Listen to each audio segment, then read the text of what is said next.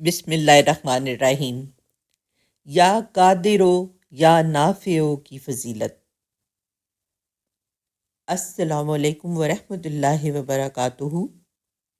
नाजरीन, अल्लाह ताला के 99 सिफ़ाती नाम हैं और हर नाम में बेशुमार बरकतें और रूहानी असरात मौजूद हैं।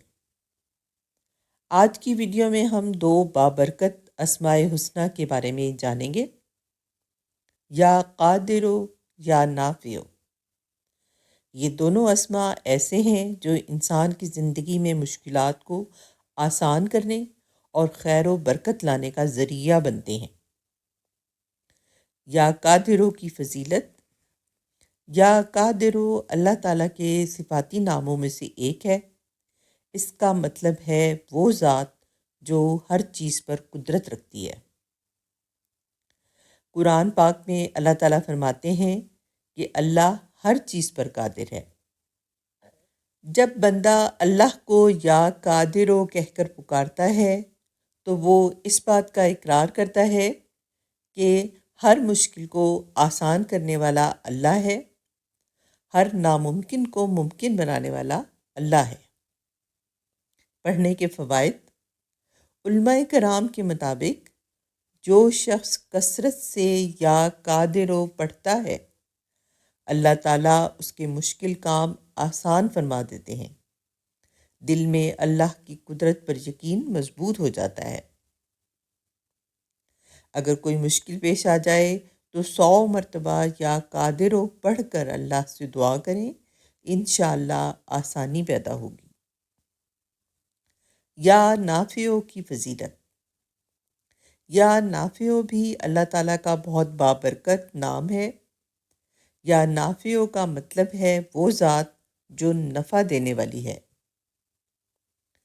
दुनिया में जो भी फ़ायदा, भलाई या रिस्क हमें मिलता है वो सब अल्लाह ही की तरफ से होता है। उलमाए दीन के मुताबिक जो शख्स या नाफियो कसरत से पढ़ता है, अल्लाह उसके रिस्क में बरकत अता फरमाता है।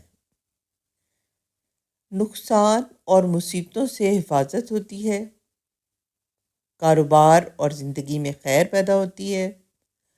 अगर आप किसी काम में बरकत चाहते हैं तो रोज़ाना 41 मरतबा या नाफियो पढ़कर दुआ करें। दोनों अस्मा को इकट्ठा पढ़ने का फ़ायदा। बाज़ अहले इल्म के मुताबिक अगर कोई शख्स या कादिरो या नाफियो को रोज़ाना पढ़ने की आदत बना ले तो मुश्किलात आसान हो जाती हैं, ज़िंदगी में खैर और फ़ायदा बढ़ता है, दिल को सुकून मिलता है और अल्लाह की मदद शामिल हाल हो जाती है। याद रखें, असल ताकत सिर्फ अल्लाह के ज़िक्र में है।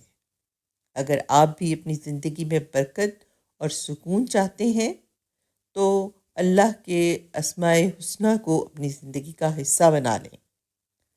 अल्लाह हमें अपने ज़िक्र की तौफ़ीक अता फ़रमाए। आमीन सुम आमीन। अगर वीडियो अच्छी लगे तो लाइक, शेयर और चैनल सब्सक्राइब ज़रूर करें। जज़ाकल्लाह खैर।